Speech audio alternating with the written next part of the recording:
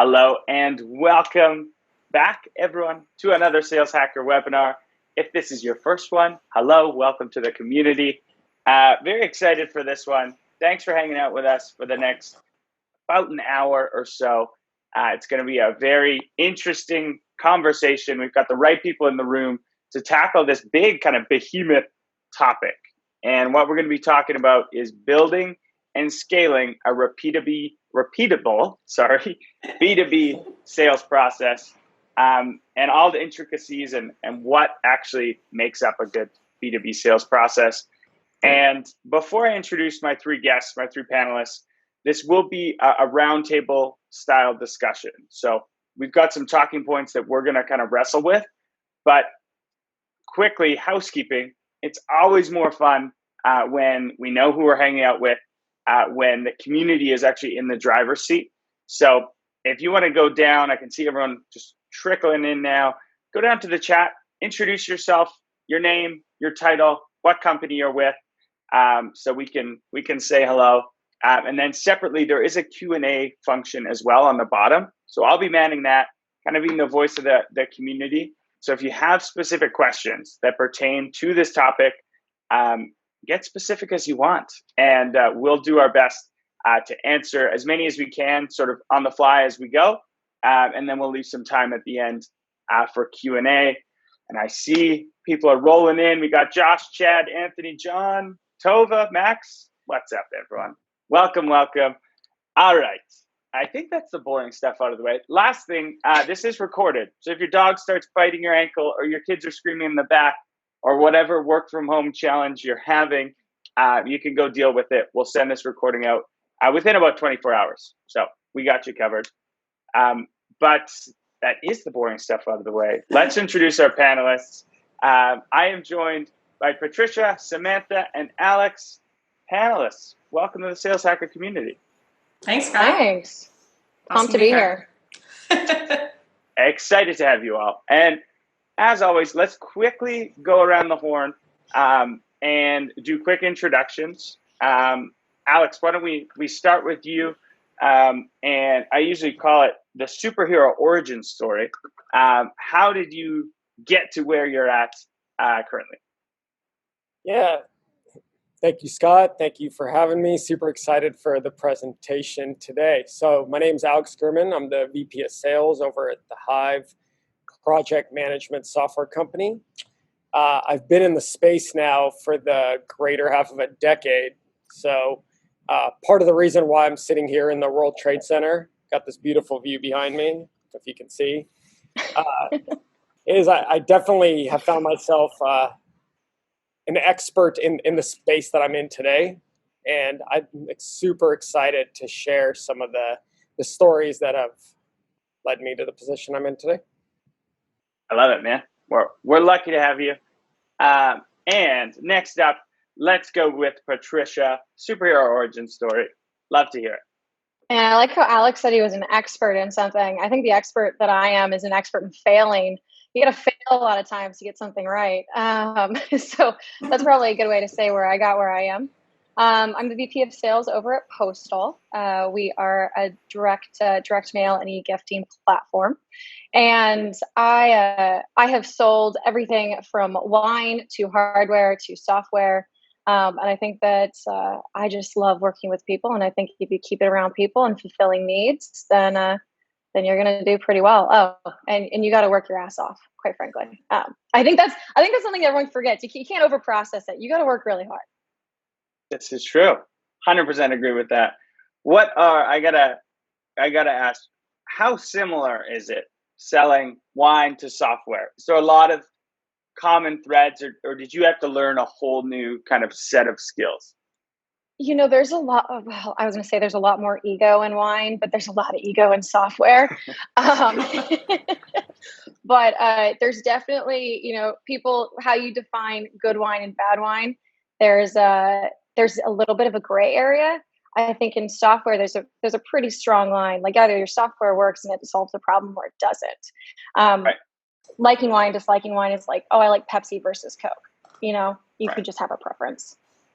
Totally. So. Less room for interpretation maybe in software. Yeah, exactly. I like it. I like it. All right. Last but most definitely not least, Samantha McKenna, welcome actually back to the Sales Hacker community. Always love hanging out with you, and we're lucky to have you again. But for those who don't know you, would love to hear your background. Thanks, Scott. Hi, guys. I am Sam McKenna. I'm the founder of #SamSales. If you don't follow me on LinkedIn, what I'm an expert at is really tangible sales tips you can get and apply to your sales game. I would say otherwise, I'm probably an expert in urgency. I tend to move really quickly, talk really quickly. Everything that I do is super quick. But just like Patty said, I got here just by working my ass off, being really urgent, using LinkedIn like a champ, branding myself, connecting with everybody like my fellow panelists like a champ, and just getting after it every single day. So there's my expertise there. I love it. I like that. Expert in urgency. I feel like people that I can kind of interpret that as like a bias towards action. You just are constantly moving forward. And I feel like some of the most successful people in the world do that and are just constantly staying active. But let's get right into it. So there's action, bias towards action is awesome, but you need a process for all that. And that's what we're going to be rolling through today, is how to build that repeatable, scalable B2B process. And I guess let's start at the beginning. So sales process is talked about a lot, but rarely do I hear a universal definition. Like when you say sales process to someone, I bet 1,000,005 things pop into their head. So I guess for each of you, let's kind of set the record straight for what is and what isn't a sales process in your eyes. And Sam, let's start with you this time. So I think sales process, one, for any of you guys that are on the phone, regardless of the size company you're on, if you think you're alone and not having a sales process, I promise you you're not. Most organizations don't have a sales process throughout their organization. To me, sales process is really about scalable, repeatable actions, right? The buzziest words we always say in SaaS, it has to be scalable and repeatable. And you're like, great, riveting. What does that mean? For me, it means the if this, then that actions that we set for our sales team, right? The expectations of the SLAs of how we respond to our customers, and the if this then that of everything that we do when it comes to sales, right? So after we have a demo, if we've had a demo, then we do what? If we've had a discovery call, then we do what? If we get an inbound lead, then we do what? It's all about the things that are repeatable, no matter what level you are in the organization and in the sales process, that you can take and run with. Not having it is the opposite of that, is saying, go get them, Tiger. I know you know what you're doing. Which I've heard plenty in my life. And then they're like, why are you successful and no one else is? And it's like, well, we don't have a process and I just run mine. Patty, what about you? What's your thought? I love that you said, go get them, Tiger. The number of times I was told that as a sales rep, like, hey, here's your pipeline, go for it. And you're like, wait, I want to address this as well. Like my fiance says that makes me sound super old. He's like, who says go get him, Tiger anymore? And I'm like, I do. So I have it on a sweatshirt now. So maybe that makes me super, super old now. But anyway, go for it. Right. I say Jiminy Christmas, and my father told me I'm too young to say that. So, nice. I think I've actually never heard somebody define sales process. Whenever I've asked someone like, what's a sales process, they just go to define theirs. And I think that it's important to recognize that a sales process is unique depending on what your company is, who your ICP is. Like it's not going to be the same for every company, but it is very much that repeatable motion. But the key, I think, that is important to talk about is that those steps, if you come from one market and you moved and you transition to another one, that same sales process may not apply because the sales process has to follow your buyer journey. And it's about framing each of those steps in a way that your sales reps can easily digest and they can make a pattern out of and create gates. This, just like Sam said, if this and that, okay, I have gotten to this point. What do I do to jump to the next stage? But you can't force the conversation. It's got to be in motion with whoever your target market is and how they buy your technology. Totally. Love it. I love both of that. And Sam, I think light bulbs went off, Sam, when you said it's just a series of if this, then that statements. That's essentially like a really simple way of kind of breaking it down. But of course, there is other layers to it. Alex, in your eyes, is there anything we're missing there when we talk about defining a sales process? Yeah, I think Patricia brought up a great point that sales process can be different for every type of sale that I'm doing. Most important, aside from just the customer and the buyer's journey, I think it's important to note that pending deal size, right? We have something for transactional, we have something for consultative, we have something for a 12-month sales cycle, maybe a 7-day sales cycle. So the term sales process, and what's most important about it is that it should match the sales cycle. So I could have a different sales process for an enterprise deal than I do for a transactional one. And what everybody noted about repeatable, scalable, definitely tested by the team, not by your VP of sales or by the CEO as much, but team can define what the process is based on the actual sales cycle for the customer you're selling into. Yeah. So matching the sales cycle to kind of the buyer's journey, I agree. They're always going to be different. But maybe let's talk about the building block, because there is common threads for each sales process, right? You can usually break it down into a few different things that most sales processes will have. Patricia, can you try and do that for us into some of the building blocks that make it up? Yeah, so it depends on how far up you want to go. So first thing you have is awareness. In many organizations, that's put on marketing. Maybe marketing owns SDRs, BDRs, but you do have awareness and education. The second category of steps would be around qualification. And depending on the technology that you're selling or solution that you're selling, that qualification can be really, really quick, or it can be, a little bit more elongated. And then I think you have this evaluation period. For some companies, that might be a demo, or that could be a trial. That also could be some sort of paid proof of concept. But there is kind of like a evaluation of, will this technology or this solution really meet the needs? And then, of course, there's something at the end which goes around like approval, budgeting, and all the finance and legal. And so for some, depending on your price point, and I think actually I should take that back. Right now, I feel like no matter your price point, you're going up the chain. I think, I was listening to a webinar yesterday that Silicon Valley Bank in Mayfield put on, and Outreach's CMO said that they've never seen the number of deals. I don't know if Scott, you were on this, but they've never seen the amount of deals they're seeing now where the CFO is involved. And the price point's dropping, but the CFO is still involved. And so I guess that last category is really around like some sort of decision maker, champion. I know for champion, decision maker, catalyst, whatever your organization wants to call, approval. And then, of course, you can close out with if you've got finance and legal and security and whatever else that might bundle that up. Administrative, you could say. But I'd say that's probably, I don't know, Sam or Alex, am I missing any like categories there? I think one of the things that I would contribute, so I think you're spot on in the categories, but then I would think about that, especially if you are a C-suite within a business, think about what goes on below those categories, right? So let's look at Patty's point about what we do when we're continuing to put somebody through the trial or give them a demo and keep them going and nurturing them. I think there's so many different pieces of the process there for how do we nurture? What does that look like? Is there a process that we run in terms of after we have the demo, what do we do to keep the ball moving forward and drive the deal? And I think you have to think about those pieces of the process down to the if this and that's of it, right? So I'll give you a good example on the nurture front.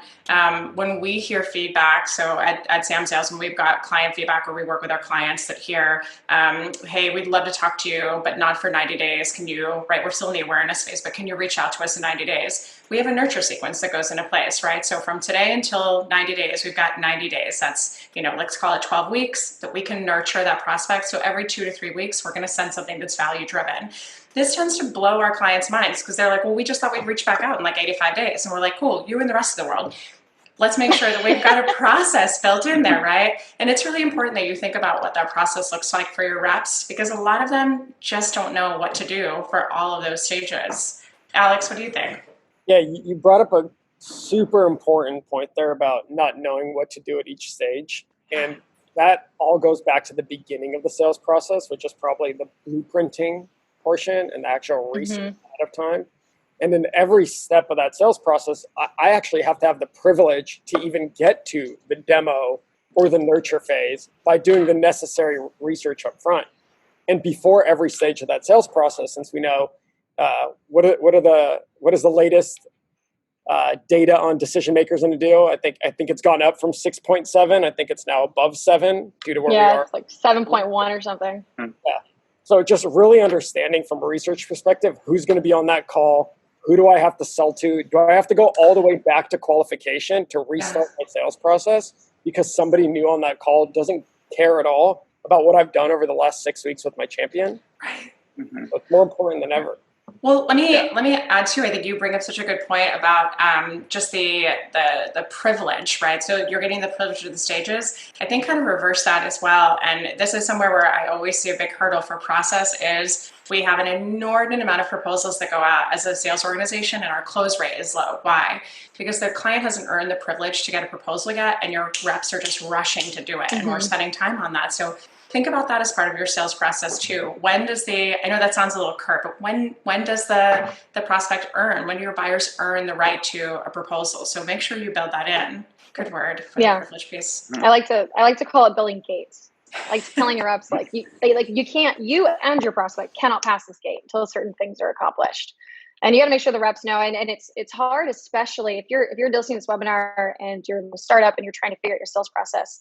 9 times out of 10, you're probably in a situation where reps are holding deals. Like they want their deals to make it to the demo stage. They want their deals because, and even when it doesn't really meet the criteria. And so telling your reps, look, this is for you that I'm doing this. Like you can't pass the stage because your time's going to be better used elsewhere if we can't meet this requirements. Yeah. I like it. And I want to hone in on a few things there. One is this idea of building gates almost. And when I hear that, I almost think of mutual action plans a little bit, which could be something cool to touch on.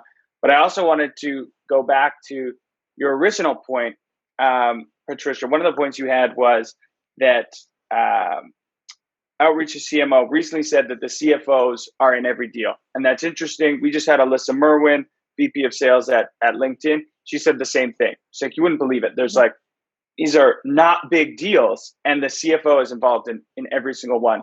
So I've been hearing this advice. I've given this advice. But for those on the line who are maybe AEs, what does that mean? What does a CFO care about? How do I have to change my selling style if I know that is going to happen down the line? And Alex, maybe I'll start with you on this one. Yeah. It's a great question, and we're feeling it more than ever, talking to colleagues in the space and just anybody who's selling SaaS at this time.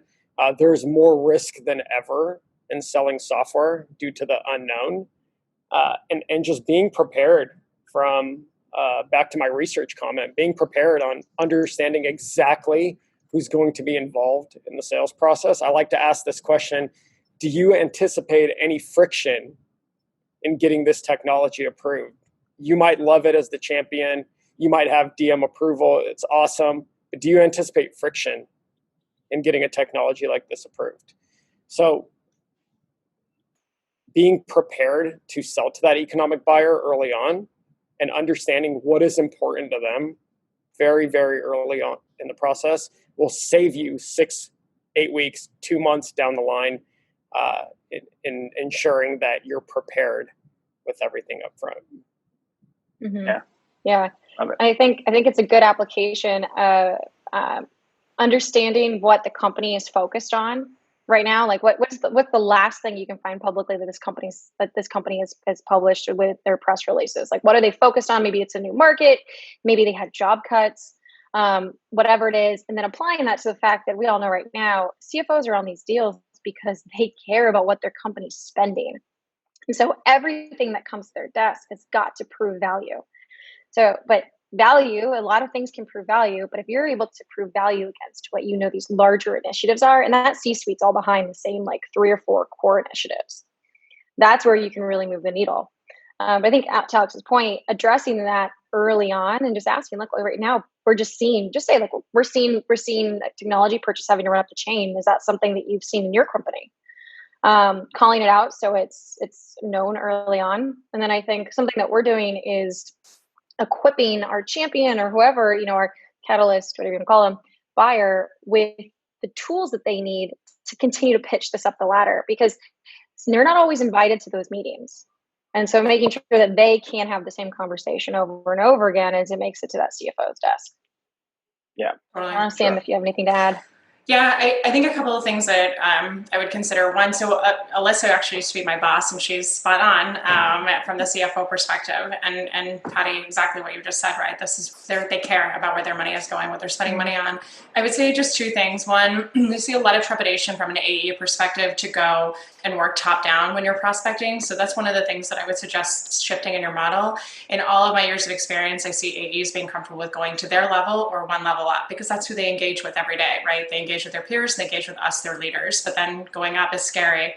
Start at the top. Talking about, Alex's point about cutting 6 to 8 weeks out of the process. There's a really easy way to do that. Go to the top. Go to the CFO. Get an introduction from the CFO to the CIO or whoever's your decision maker. The other thing that I would say is just, especially because we're doing everything over Zoom these days, not that some of us probably already did that forever, myself included, but you've got a really awesome opportunity to start building this rapport in a broader way. So one of the things I really talk about when you're doing your discovery calls is don't go in with your 1,700 questions, and your firing range of questions that you want to ask. Crack open your discovery call by saying, I'd love to tell you a million things about us, but tell me a little bit about you first, your team, the landscape, challenges you're having, etc. And the reason I like to set it up that way is I don't really care about any of the things that I'm asking about. I just want to break the ice somehow open, and I want to get them talking, and I want to get everything that's in their brain talking. So then you can use that. It might not be right in line with what you wanted, but man, is that going to be a treasure trove of information for you. Mm-hmm. Like open-ended questions, always. Oh my gosh. I know. Yeah. Don't lead them. Let's talk about that just real quick too, because again, part of the process, right? Like we all say open-ended questions, but you've got to think too, your AEs sometimes are like, cool, yeah, I do that. And usually they say yes or no. And you're like, that's not an open-ended question. So I've had reps that are like, I'll do it. And I'm like, show me. And they're like, I don't know what you mean by it. And I'm like, okay, great. So great call. Totally. Yeah. I like it. I want to underscore something you said there too, because I always get this question when giving that feedback of like, hey, go to the top. People are like, what tactic, what strategy do I need to use to get the CFO's attention? And sometimes the easiest way is go to your CFO, get an introduction, get executive alignment. You'd be shocked how many executives know each other, especially in the tech world where everyone's bouncing around. So I thought that was a great way. You can get, walked right up the mountain to the very top. All right, quickly, I want to go to the community. We've got some great questions coming in. This one's super relevant. And Patricia, I'm going to go with you on this one first, because you talked a little bit about this idea of like creating gates almost. And Gustavo has a question, says, I'm in industrial sales. At this point, we are sending presentations/demos by email. At what stage of the sales process would you recommend sending these? It's a great question. So presentations, you said, is what they're sending? Yeah, and maybe clarify, Gustavo, these are presentations. Is this like a PowerPoint we're talking about? Is this a video of you walking through some stuff? If you can clarify, that would be awesome. He says PowerPoint. I'm interested to know what's on the presentation. And I'm interested to know what's on the presentation and what the call to action is here. Why are we sending this? The reality is like we've all received PDFs and PowerPoints, and how often do we actually open them? Like, let's be real here. No, we don't. It's like every time someone sends me a webinar recording, I'm like, yeah, I'm gonna listen to that when I go on that run that I'm never going to go on. Except for this one. This one is an exception. That's right. Yeah, you should listen to this one recorded. We're great on a little run. But I think the first thing I'd ask myself, Gustavo, is like, genuinely, what do I want out of this? Why am I sending this information? And is there a more digestible way to send it? Now, if you're sending it, let's say, where I could see it possibly having value is, so you've gone through an evaluation with your core buyers, and they now have to have a conversation 1 or 2 levels up, and you're not invited to that room. Obviously, we always try to be invited, but that's just not the way it always works. In that scenario, sending them a presentation makes a ton of sense. And sending it over to them and be like, hey, this is what we worked on together. We like to do something where in our kind of demo and evaluation process, we actually build a deck with them. Obviously, there's some standard stuff. We're building based off their core value, the core value that they need to see on the product, and kind of what their KPIs are.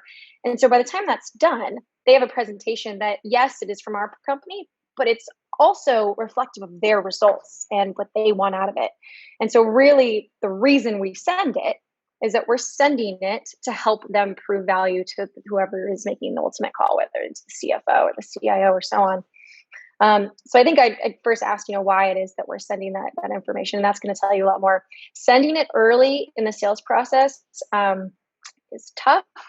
I think, just blasting out PDFs and PowerPoints when you're trying to do that qualification and awareness stage is just going to be a lot of junk mail, to be honest. Yeah. So I wouldn't recommend that. I agree. And Alex, I know you've got some ideas here too. One thing that I would say is separating out your presentations and demos question. So presentations, if there are, to Patty's point, things that you need to send to be able to qualify who you are, to get the meeting with the higher ups, things like that. Obviously, those should be customized to her point. But demos, I would almost kind of go back to have they earned the right to a proposal and think about have they earned the right to a demo. Mm-hmm. I want to do that in person. I can't, and maybe I'm just being too narrow-minded on a Thursday, but I can't think of an opportunity where I would say, I'm going to send you a recording of my demo. That's my chance, right? That's my chance to sell and to close and to dig into your pain points. It's not about me talking to you guys. It's about a collaborative discussion that we're having as a team between the prospect and the buyer and us. So if you're sending, again, in my maybe narrow-minded opinion right now, if you're sending demos via email, I would say scrap that part of your process and let's rethink. Mm-hmm. I think that the one other good point just that Patty made is to think about how often we do get into positions where we really want to talk to our decision makers, but we haven't earned that right yet internally. They've got their own process of running the deal. So make sure you're not sending haphazardly just documents that your company's already put together. Like put the time in to communicate the value in succinct bullet points of what it is challenge-wise you're actually solving, and monetize the pain that they're having and what you're going to be able to do to solve that challenge. Because that's how you're going to capture someone's attention, is say, this sounds great in theory, I need to hear more, let's get on the call. Just to interject on that, and then Alex, I want to go to you. On the paperwork piece, the number of times that I personally made the mistake, and I've seen AEs do it, sending I quickly drafted this in 15 minutes and forwarded it. Anything that is attached to an email can be forwarded to anybody. Yeah. It can go to the C-suite, it can go to your competitor, it can go to anybody. And so everything you send out has got to be something you'd put your name to. You should be proud of that. What if it could easily get posted on LinkedIn? Totally. And so you don't want there to be a typo, you don't want it to be irrelevant. So I just think remember, the minute you forward something, it is out there. Yeah. Alex, do you have anything on this one? Yeah, I mean, all the good points were covered. I'm happy to take the next question. But Plus one. It's a bottom of sales funnel activity. I typically don't acknowledge forwarding decks until maybe the clients even help me collaborate on it, because by that point I'm offering them to sell it up. If I'm sending a deck to somebody, there's probably already enough skin in the game from them and wanting to evaluate your product down the funnel.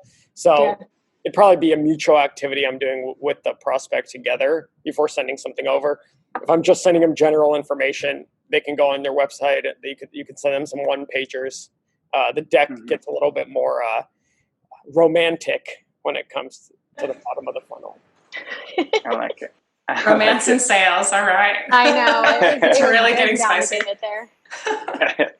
So if I can try and synthesize some of that, essentially don't rely on your demo presentation that you're sending to sell for you. Use it as a tool for your prospect or your champion to go and sell for you internally, but you don't rely on it to sell. All right. We've got a ton of questions. All right. I'm going to just keep them rolling because there's some really good ones. Let's go dive right into it. Asif has a question. He wants to talk numbers. What metrics are you looking at to measure the efficiency of your sales process? Alex, why don't we go to you first on this one? Great question, and thanks for asking. And regardless of your company size, it's super important. And I noted this from the first day I started at Hive is how in depth I wanted my reporting to be from a Salesforce perspective. So some of the sales funnel reports that I track that are important to me is I look at conversion percentages. I look at how fast we're contacting our leads. I look at win rate. I look at even just the number of conversations we're having with prospects, how long we're sitting in each stage of the sales process once it is an opportunity. And that way I can make business decisions pretty quickly on what's working and what's not, especially being remote right now, which being candid is new for me in managing a remote sales team, has just been pretty much my sole source of truth in using funnel dashboard metrics to make the decisions that I need to move my business forward. And I can keep going on metrics, but those are just some of the key ones that I'm thinking about. I like it. Maybe I'll have one follow-up. What is your favorite one to track? What's the one you think gives you the greatest pulse? If you could like only pick one of those nice looking dashboards you have, what would it be? Probably my sales funnel dashboard, which shows me all the way from intake of lead through closed one. So everything in between as well. I'm a little surprised you didn't just say revenue. I mean, isn't that dollars in? No, it's fair, but revenue is a scoreboard, and there's plenty of scoreboard statistics that you can look at: calls, emails, outbound activities, all very important. But for business decisions specifically, I think it's actual funnel metrics from lead to close. Yeah. I think go ahead, Scott. I was just going to say, Frank wants a screenshot of your dashboard, Alex. I'm not sure if that's public information. Reach out to Alex on LinkedIn, maybe connect with him, send him a coffee or something. Maybe he'll send you a screenshot. I got you, Frank. Hit me up. I was going to say, just for efficiency standpoint, so back to Alex's point about the speed at which we respond to any leads that come in, MQLs, SQLs, right? Seeing that efficiency and urgency is my game. I think that's huge. I want to look at the SLAs too for what our response times look like, right? So again, just a good example, doing some outbound prospecting, got a response from a leader who said, I'm out of the office, but here's the person to contact. The BDR comes back and says, great, we got a referral. And I'm like, great, what did she say? And he's like, well, I don't know. I haven't reached out yet. And it was 4 days ago. What else are you doing, right? So there's nothing else that we should be doing other than moving the ball on these deals, opening up new conversations, et cetera.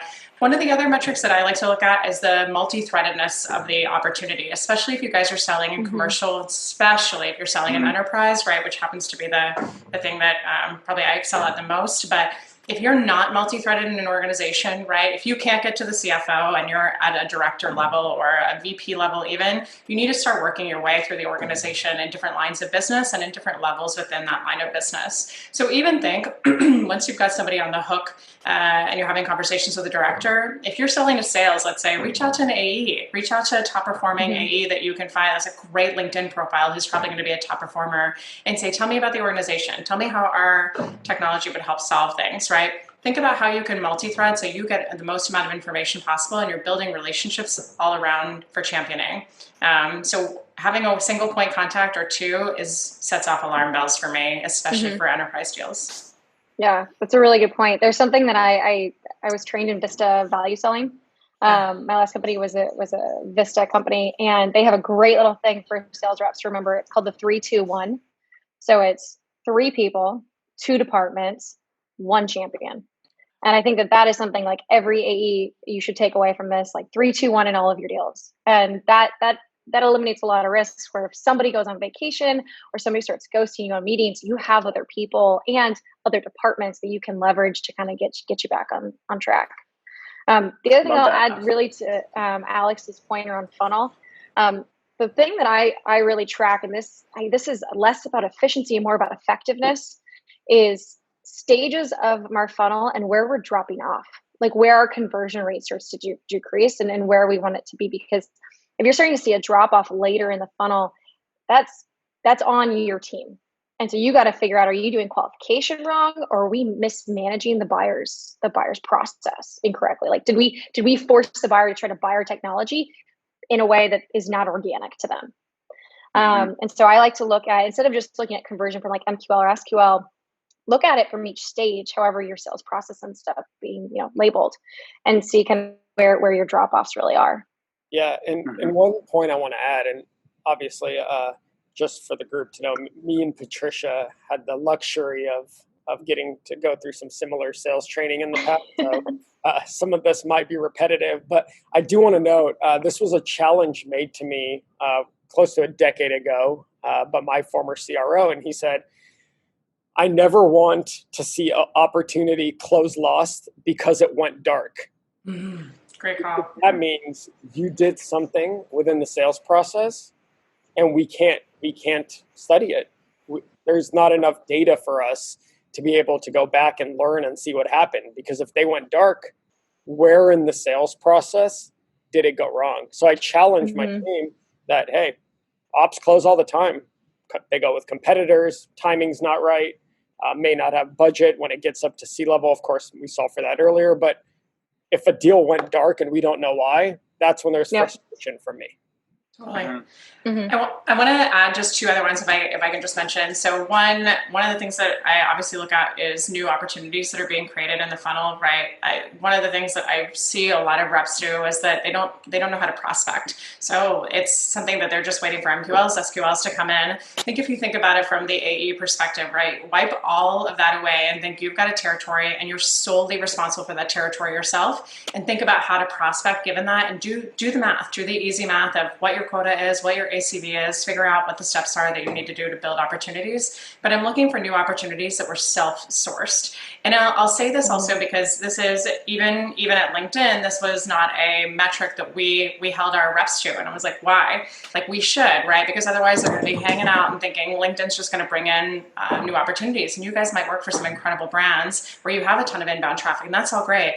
But at the end of the day, we're paid from a sales perspective to go and get new business. So go and do that on your own as well. And the other thing I would look at is, and again, giving a little bit of differentiation based on if you're selling SMB or enterprise, but how long these deals have been in cycle, right? So have they been double our sales cycle time? Are they stagnating? Has there not been action in the last 60 days? Right? To Alex's point too, like, those are the deals that maybe start to go dark. Those are the deals where there's not urgency, where value wasn't created, and what's going on with those so we can reignite those quickly. Mm-hmm. I think that definitely, you see sales reps who don't want to let go. It's deals that they should not be investing in. It's like, this should not be in your pipeline. Why is it 85 days old if you have, a lower deal value? And again, to anybody on the call, it completely depends on what the value is of the technology that you're selling and how long your buying cycle should be. But if you're I would say sub $20,000, I would be really, really harping on how old your ops get. Mm-hmm. Totally. Definitely. And I love this. We have about 20 questions, so we have enough for the whole thing. This is crazy, but it's awesome. Thank you, everyone, for being so incredibly engaged. And here's a good one. So Brian's keeping us honest here. He says, this is awesome. A lot of it around sales training. I'd like to understand the nuts and bolts of how these great sales leaders have built and scaled. So he wants to know, where did you start? So Patricia, you're going through this like right now. Where do you start? How did they build? And then when did you know it was time to scale? And Patricia, let's go with you because you're right in the thick of that right now. And I've screwed it up a few times at previous companies. I know. I think I could probably lay out all the landmines. The first thing I would say, and this came from Brian. Brian McFadden. Cool. Brian, the first thing is that you really need to look at the profile of the seller that you're going to hire. Like, let's start before they're even walked through the door. I said this earlier, we all met on Monday to kind of talk about this. And I threw out a saying that was mercenaries versus missionaries. You are not looking to hire a mercenary when you're trying to vet out a sales process.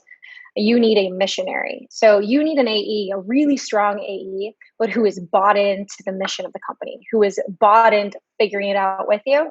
And of course, I'm a big fan of equity. Give them a piece of the cake. Make sure they feel invested, and sell them the dream. Be like, look, I want you, and maybe there's one or two of them, and have them help you figure out the process, and they need to be fully aware during that interview process. And then if you were to talk to any of the sales reps at Postal, I think they'd say the same thing. Patty throws all the shit on the wall during the interview process. Make sure they know that they are going to be a key part of figuring this out. And so they have to be the Swiss Army knife. And so you bring them in, and I think it's incredible when you can find those really rockstar AEs who are totally fine prospecting. Sometimes you find AEs who've been doing it for a couple of years and they're like, I haven't prospected. Like I'm far too beyond that. Like, yeah, I know Sam's giving the eye roll, but it happened. It totally happens. Like, you got to find the Swiss Army knife. From there, I would say you want to build out, you need to keep really close to your first few customers. Now, getting to those customers can be challenging because you may not know who your target market is. I know sometimes when startups kind of open their sales doors, the world is their market and they try to boil the ocean. You got to pick one place. You got to pick your beachhead and whoever that's going to be, and you need to frame the process around that buyer. If you don't have enough buyers or customers to really interview them and keep them close and understand how they buy technology, use LinkedIn. Like, it's shocking how people may not always respond to a cold email, but people do respond when you ask for help. And when my previous company, when I was launching in Europe, I was super open on LinkedIn. I asked anybody and everybody who was in Dublin if they would be willing to help me. I kind of laid out, this is who I am. This is what I'm trying to do. I'd love some advice. And people were totally open to meeting with me. So understand people that have similar profiles to your buyers and try to curate a process that would meet their needs. Keep those early customers close to understand how they want the product to be built and how they'd want that sales process to be constructed. And then this is, I think, the key part. Do not get to 100% confidence before you scale. Otherwise you've wasted a ton of time. Get to like 70, 80. If you're 70, 80% of the way there and you're like, I'm 70 to 80% confident that this is the right process, like, hit the hiring button as fast as you can. Now that should happen when you get to the point where those first few Swiss Army knife AEs start to get the paychecks that you're jealous of. And that's when you start to scale. Those were the days. I love that. Yeah. That's a good marker. That's a good marker. When you get that ting of jealousy, time to keep it going. You know what I'm talking about? You start seeing the payroll and you're like, what? Why did I take why am I not an AE? All my life choices. How did I get here? Sam, anything to add on top? I think that was such a great distillation of, a condensed version of what it takes to really kick something off, sales process off. I think Patty made a really, really great point, right? In terms of the Swiss Army knife for your AE, Swiss Army knife for your employees as well. So make sure you're using your money in the right way as you scale. One of the things that I see from a lot of early stage companies, and Scott, you may too, and Alex and Patty, you guys might have been in the same boat, but we're really eager to hire impressive titles. We're really eager to hire a CRO, a CMO when we have $8 of revenue. Why, right? It doesn't legitimize your business. What legitimizes your business is the growth and the revenue that comes in, and then the scale. So I would say one of the things, also look at that from a sales process perspective and who you hire in sales. I'll tell you again an example of a client who had a sales rep. We paid this sales rep $108,000 base salary and then double that OTE. There was not a lot of market awareness about this company. So what did the sales rep do all day?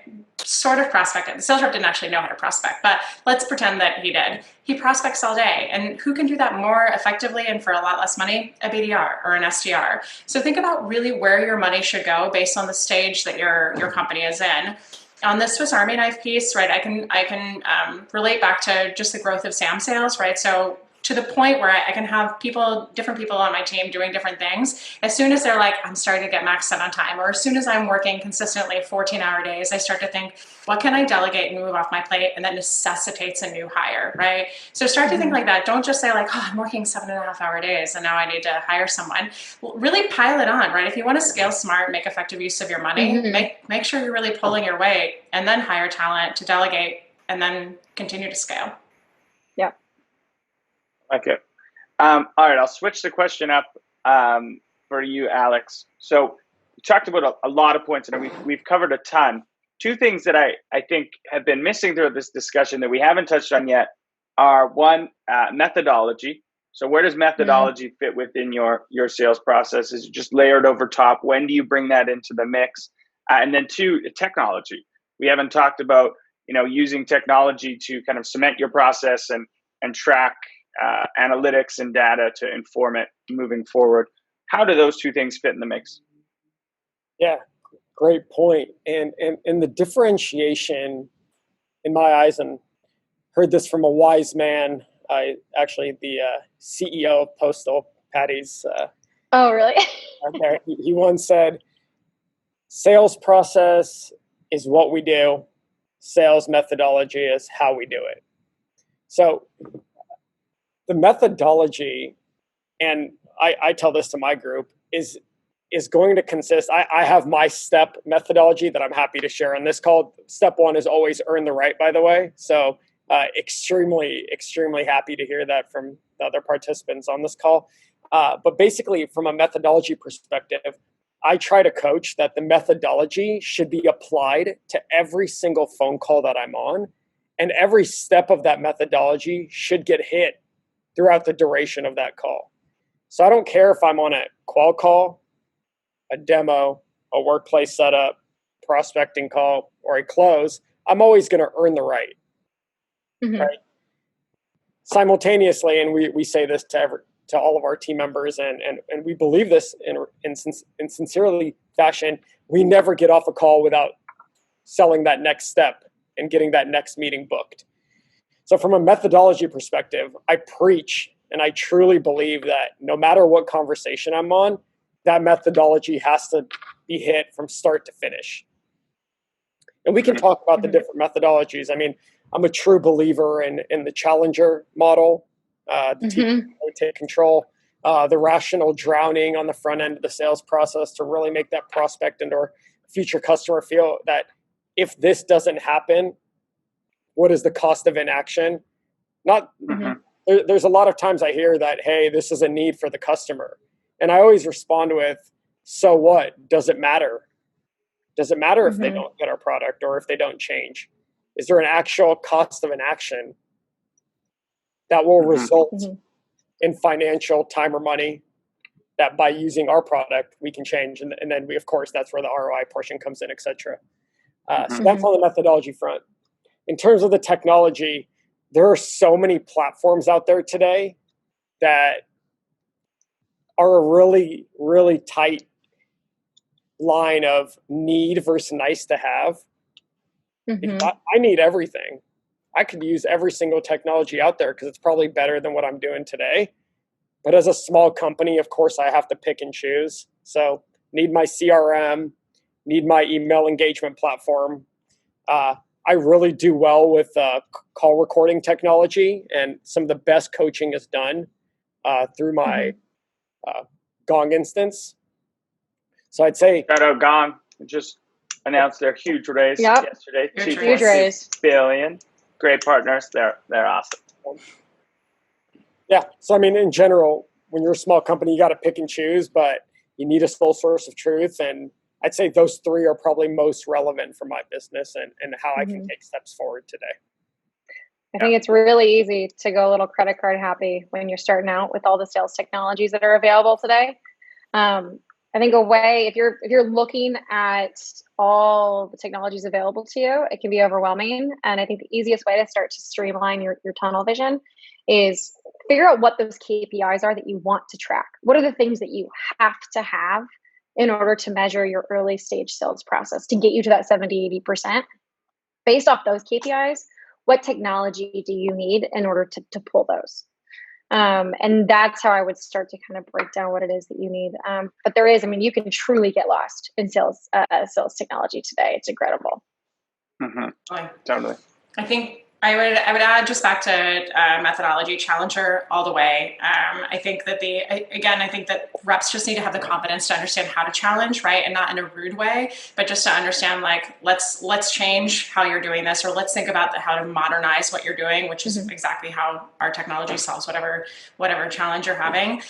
Really good lesson that I got from a solutions engineer when I was young is a prospect said, we want to do ABC, and if you can do ABC, we'll buy you.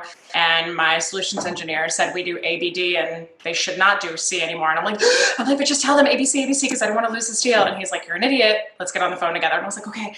And then the client was like, oh my God, that's so amazing, right? So challenge and consult, right? That's what we're there to do. Obviously, transactional sale is a little bit different, but just keep that in mind.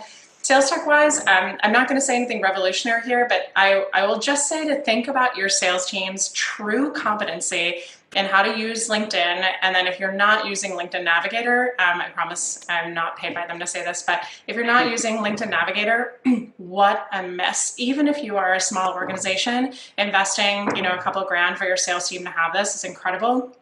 If you are a mid-market commercial enterprise organization, just the power alone, right? If you do nothing else with Navigator but to connect the who knows who within your organization, what is the easiest path? If any of you on the line want to get to any of the four of us, what's the easiest way to do that? Say you attended our webinar, or be like, hey, I know Scott. Scott, can you introduce me to Sam or Patty, Alex, whatever.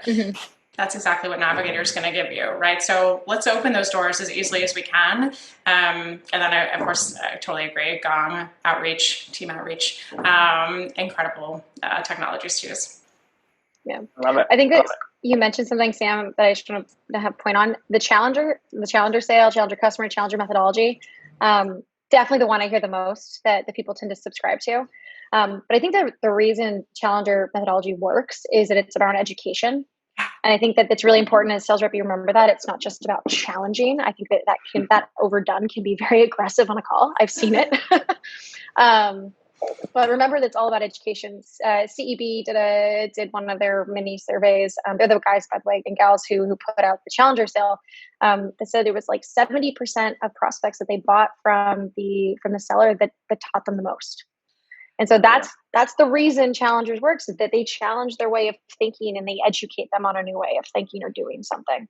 And I think to your point too, like being able to read the room and not do it in an aggressive way is really important. The challenge piece, I think one of my old favorite reps heard a very suave rep say, how long are you going to let this go on for, to their buyer, and he tried to replicate it, and he was like, Scott, how long are you going to let this keep going on for?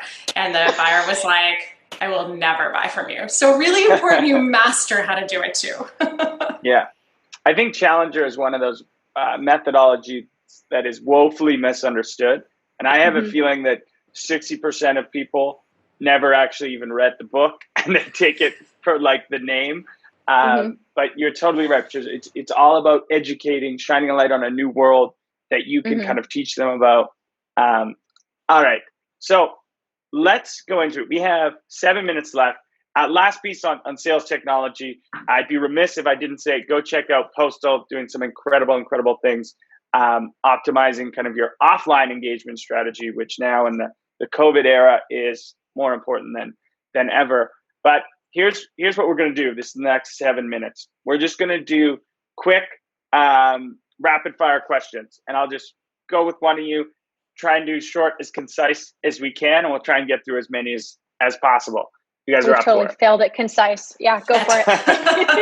All right, let's do this. This is an anonymous one. Let's go. Alex, this one's for you. Do you have a secret way to achieve connection with your prospects on the first meeting? You have that earn the right methodology. How do you earn the right quickly? Oh, you're on mute. First point, got to go off mute. So pretty simple. Thanks for that, Scott. Blueprinting, having a little bit of knowledge and background about that prospect, making it about them. Obviously, breaking the ice is necessary, and finding something in common to get them to take that next step with you. I like it. Sam, next one is for you. As you start from scratch or inherit a sales process, how do you train, involve salespeople around changes you make to the process? Example could be, you need to identify and connect with the economic buyer before moving to proposal from needs analysis. The embraced adoption by your team can be challenging. So when you actually identify changes that need to be made in your process, how do you quickly get everyone on board with those? So I've gone through this a bunch of times, and I think the first thing you do is just paint the picture of the pain that the existing process is bringing. So a good example, back to urgency. There was no urgency on the side of some of my reps that I inherited at different organizations. And I'm like, well, tell me how long your deals take. And they're like, well, about 50% longer than our average deal cycle. That's why, because you're not displaying urgency. You're not following up quickly enough. You're letting a week go between proposal and follow up and having the next meeting, et cetera. The other thing that I would say, just from a challenge perspective or changing that perspective, I had another good point, but now it's escaped me. Let's stick with that, and I'll come back when I think of it. I love it. Just throw your hand up. We'll come back. All right. next one, Patricia, this one's for you. When you are on a product demo, do you start by achieving credibility and showing your biggest customers, or by needs analysis? So should you try and establish credibility, or should you just be doing deep discovery? Sounds like. I think you got to use your head. Who are you talking to? I think it absolutely depends who you're talking to. If you are on your very first call and you're talking to a manager or, let's say small company director level, I think that you're going to do a needs analysis. You're going to build rapport. You want to get them to understand. You want to understand what it is they need, and you're going to sell them a solution. I think that second demo where they bring on their C-level, that's when you really back up what the company is. You talk about your funding. You talk about, hey, these are our marquee customers. I think you got to read the room. Like, all of you guys are salespeople, and you're hired because you're really smart. Use a head. Totally. Yeah, and I think there's actually a way to achieve both. By the quality of your discovery questions that you're doing, you can show how informed you are and build credibility that way as well. Absolutely. All right, let's go. Sam, I'm going to go with you on this one because it's an urgency question. I offer digital marketing for lawyers, so the sales process tends to be shorter than it is in SaaS. So very bite-sized demo is shown during the presentation. How can you implant urgency on them? So I've double majored in law firm sales for my entire career. So interesting that your sales cycle is faster than SaaS, because I would disagree. I think the level of decision makers, your funnel is smaller, but urgency for your client always comes back to exactly what Alex said earlier. What's the cost of inaction, right? So making sure that they really understand the value that you're bringing to the table and the issues that will continue to perpetuate if you don't solve those challenges. I think when I see people paint urgency most typically goes back to, we're going to offer you a deal if you sign by the end of the quarter, and your prospects do what? Same thing we do. They vomit and they then don't want to do business with you. Make it about value, right? Get them, sure, there's incentives and we can pull those, but make this about value, right? So that they understand that moving faster with you is going to solve challenges and hopefully eventually save money. Whoever that was, if you want to talk offline about law firm sales, I am your girl. But carry on. I love it. Alex, another one coming your way. I'm a new inside sales consultant. What are the keys or paraphrases to use while having a non-interactive prospect to make him interact with me? We're no longer face-to-face. So what I'm hearing is someone's distracted. Maybe they're on their phone, won't jump on Zoom with you. They're just like not, we've all been there. They're just not engaging. Any strategies to get people to engage? Great question. And actually, this happened to me recently on a call where I was watching the Zoom of the panelists or of the attendees, and folks were texting and not paying attention. And let me answer for that use case first. And I literally directly called on those people to understand specifically why they were within the session, because I basically said, like, hey, if this isn't going to make sense for you and your business, let's part as friends and not waste time, in a very nice, compassionate way, of course. The texting methodology is amazing. You won't hurt my feelings, I promise. Is this gonna help us proceed or not?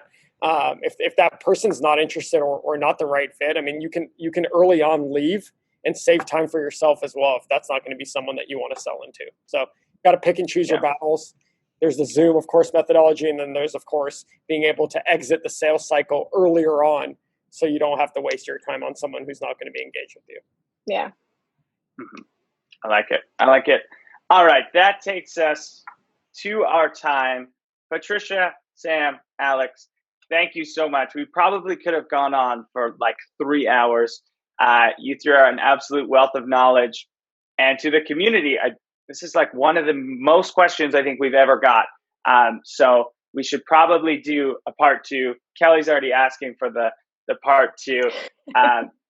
Saying that was a great use of my time. That is awesome. We really don't take it lightly when you hang out with us for an hour. So thank you all so much. And it does sound like part 2 is in order. So hopefully I'll see the 3 of you back soon.